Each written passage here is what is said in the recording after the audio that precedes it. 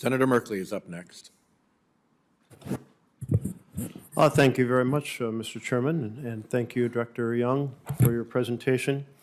A group of colleagues in the House, the Freedom Caucus, they proposed a 30% sales tax as a way to address revenue issues, which would be about a $100,000 tax on a family buying a house, and about a $10,000 tax on a family buying a car.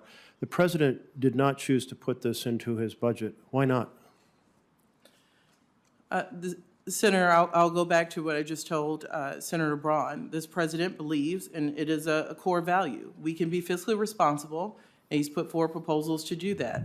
It will not be on the backs of middle class and working families in this country. We need to ask those at the very top to begin to pay what nurses, teachers, and firefighters pay in this country as a effective tax rate. Oh, well, thank you, because the idea that we're going to cut taxes on the rich, which is what the Republican plan in the House is, and put this massive additional tax on the ordinary families, I know it would not sell in my state one moment. I do a town hall in every county. Many of them are purebred counties.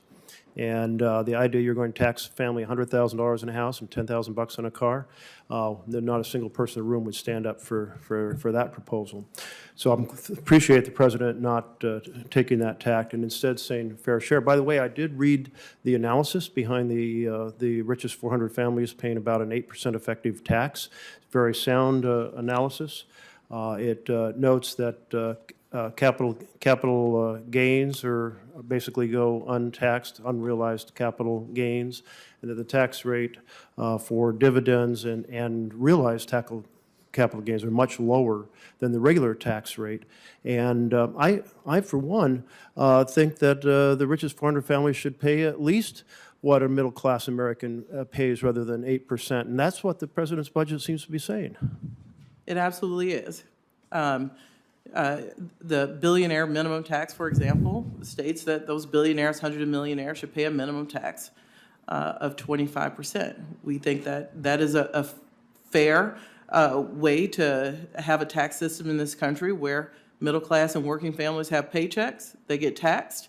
The ways you cited of getting around that, those same people often use that wealth that they never get taxed on to go out and borrow for homes, yachts, and if it's real enough to go out and secure loans, it's real enough to be taxed. Well, let's talk about homes and housing for middle-class Americans and low-income Americans, because it is the biggest issue coming up in my town halls. Can you talk about how the president's budget addresses the affordability of housing for ordinary Americans? Absolutely. We've got to do something about housing supply.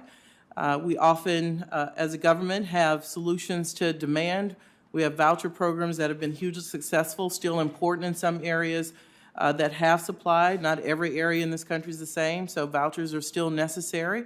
But we are proposing, like we did last year, tax credits that would go to developers who build affordable housing in this country. Also recognizing that zoning laws are often an impediment to building. We have resources that would go to help streamline zoning laws.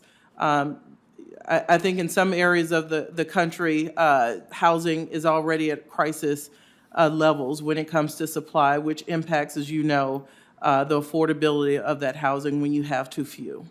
Well, thank you, because that is a huge issue, and we need to invest a lot more. And I see even the dream of home ownership fading away for so many families in my blue-collar community, and I see that the rising rents are driving folks to be paying sometimes more than 50% of their income in a way that was not the case before. I want to turn to the debt issue. The debt is like paying our national credit card. We pass the spending bills, we pass the revenue bills, and the result is a deficit. And then when the debt ceiling is related to whether or not we pay that bill. I'm concerned that a failure to pay our credit card bill, if you will, is going to create a crisis. At a modest level, it might raise the interest rates, devalue our credit rating. It could crash the stock market. Isn't it possible that the strategy of creating a debt crisis is going to raise interest rates that will affect adjustable rate mortgages, the cost of borrowing for a car, perhaps the cost of borrowing for a college for ordinary families in America? I'll just say we should study 2011.